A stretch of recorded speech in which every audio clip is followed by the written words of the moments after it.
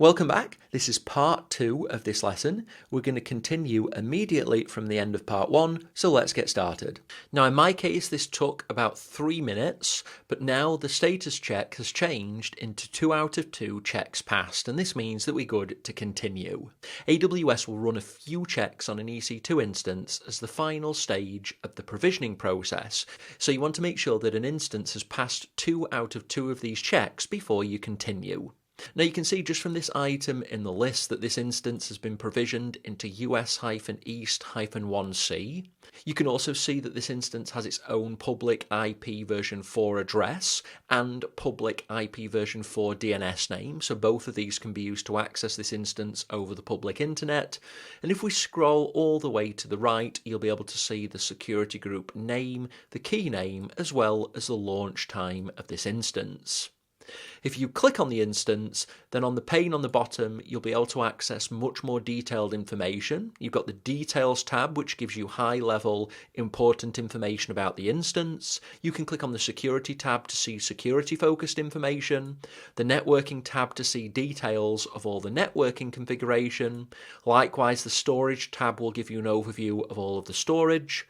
Click on Status Checks to get information about the pass or fail states of these status checks, and then click on Monitoring and you'll be able to get access to all of the metrics gathered by CloudWatch for this EC2 instance. And again, these are all things that you'll be learning about elsewhere in the course. For now, what I want to do is demonstrate how you can connect to the terminal of this EC2 instance.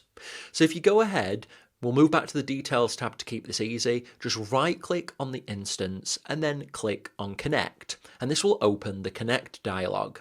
Now there are many different ways that you can connect to an EC2 instance. You could use EC2 Instance Connect, which is a web console to access the EC2 instance. I'll quickly demonstrate that, so leave all of this as default and then click on Connect, and via your web browser you'll be taken to the terminal of the EC2 instance. So this is a really easy way to get access to an EC2 instance console without having to use an SSH application. So as you can see, we're at the instance operating system now, and we can interact with this EC2 instance just like we will be able to do shortly when we connect using SSH. The other option we have is Session Manager. Now this won't work in this case because there's some additional configuration that's required.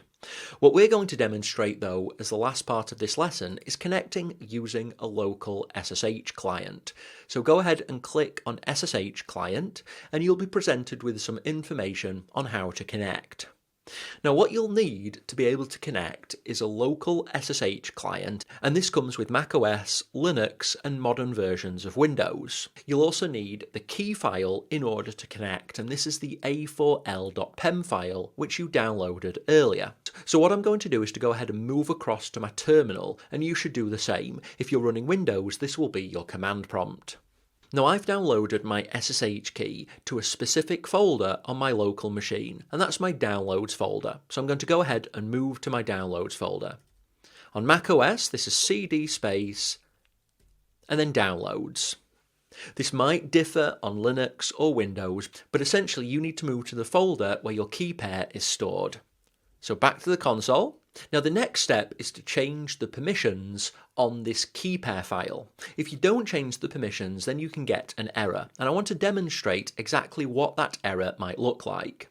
So instead of following this step by step, what we're going to do is copy down this bottom example command, and this is the command which will use the local SSH client, and it will use the key pair that you downloaded to connect to the EC2-user of this EC2 instance. And the EC2 instance that we're going to connect to is going to use the public IP version 4 DNS of the instance.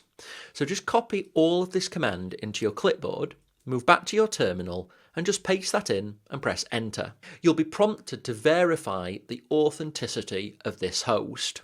Now, if this were a security-sensitive situation, then you'd want to check that all of this matches, that the key fingerprint matches what you expect. In this case, because we're just connecting as part of a demo, we can just go ahead and answer yes to this and press enter. Now, you'll be potentially informed that you're trying to connect using an unprotected private key file. And what this means is that this key file is accessible to other users of your local machine. So you've downloaded this key to your local machine, but it's possible that it's accessible to other users, so not just your local user. And this is a security risk if you share this machine with anyone else, for example, family members or work colleagues. So the local SSH client wants you to correct the permissions on this private key file. Now, AWS will give you the command to use to correct these permissions, and this command works on macOS or Linux. You're essentially using the chmod command with 400, which sets a specific type or set of permissions, and then on this private key file. So copy this into your clipboard and then move back to your terminal. Now, this will only work if you're using macOS or Linux, because chmod is a command that will adjust a file's permissions under those two operating systems. So I'm going to paste that in and press enter. If you're using Windows, this process is slightly different, and I've included a link attached to this lesson which details the steps that you need to do to correct the permissions on your local key file. So at this point, I'm going to assume that you've either run chmod 400 and then this key file, or you've corrected the permissions based on the process detailed in the link attached to this lesson for Windows. Once you've done that, move back to the AWS console. Copy down this connection command again, move back to your terminal, paste that in and press enter.